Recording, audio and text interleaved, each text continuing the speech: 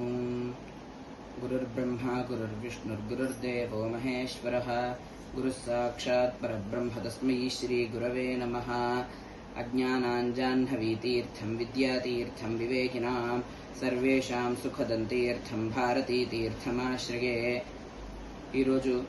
మన సనాతన ధర్మానికి మూల స్తంభాలైనటువంటి చతురామ్నాయ పీఠాల్లో ఒకటైన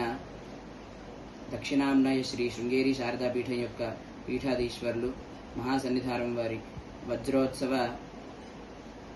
వర్ధంతిని పురస్కరించుకొని నమస్కారములు తెలియజేస్తూ తీర్థం అనే పదానికి వర్ణక్రమం చెప్తున్నాను.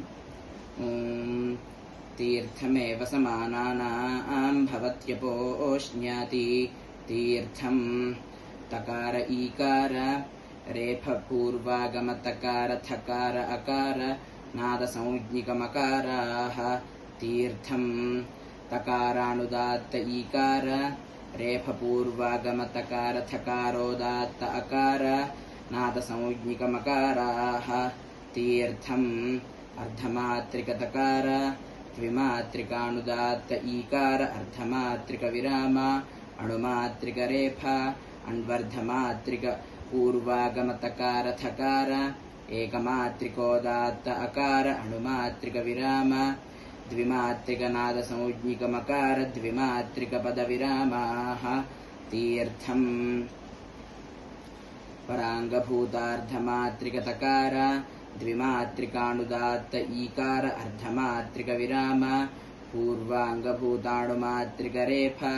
पूर्वपरांगभूतान्वर्धमात्रिक पूर्वागम तकार थकार एकमात्रिकोदात्त अकार अणुमात्रिक विराम पूर्वांगभूत द्विमात्रिक नाद संज्ञिक मकार द्विमात्रिक पद विरामाः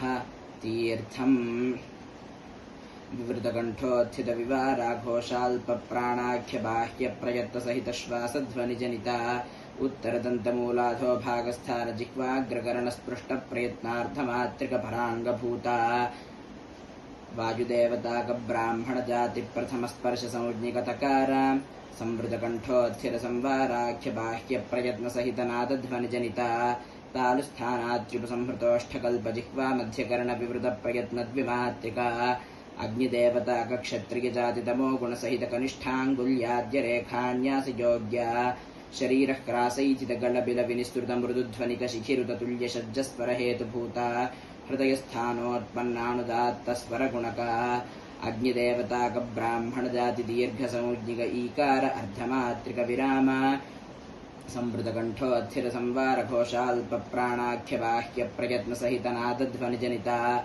उत्तरदन्तमूल प्रत्यक् भागस्थान जिह्वाग्र मध्यकर्णेश स्पृष्ट प्रयत्नाणुमात्रिक पूर्वांगभूता अग्निदेवताक वैश्यजात्यन्तस्था संज्ञिक रेफा विवृतकण्ठोत्थित विवाराघोषाल्प प्राणाख्य बाह्य प्रयत्न सहित श्वासध्वनि जनिता उत्तरदन्तमूलाधो भागस्थान जिह्वाग्रकर्ण स्पृष्ट प्रयत्नाणुमात्रिक पूर्वांगभूता वायुदेवताक ब्राह्मण जाति प्रथम स्पर्श संज्ञिक पूर्वागम तकार विवृतकण्ठोत्थित विवाराघोष महाप्राणाख्य बाह्य प्रयत्न सहित श्वासध्वनि जनिता उत्तरदन्तमूलाधो भागस्थान जिह्वाग्रकर्णातिस्पृष्ट प्रयत्नार्धमात्रिक परांगभूता अग्निदेवताक ब्राह्मण जाति द्वितीय स्पर्श संज्ञिक थकार संवृतकण्ठोत्थित संवाराख्य बाह्य प्रयत्न सहित नादध्वनि जनिता अत्युपसंहृत कल्पहनूस्थान तथा भूतोष्ठकर्ण संवृत प्रयत्नैकमात्रिका भूमिदेवताक ब्राह्मण जाति सत्वगुण सहित तर्जन्यंगुलि मध्य रेखान्यास योग्या शरीरायामश्लक्ष्णीकृत गलबिल विनिस्तृत परुषध्वनि काजारुत तुल्य गान्धार स्वर हेतुभूता मूर्धस्थानोत्पन्नोदात्त स्वर गुणका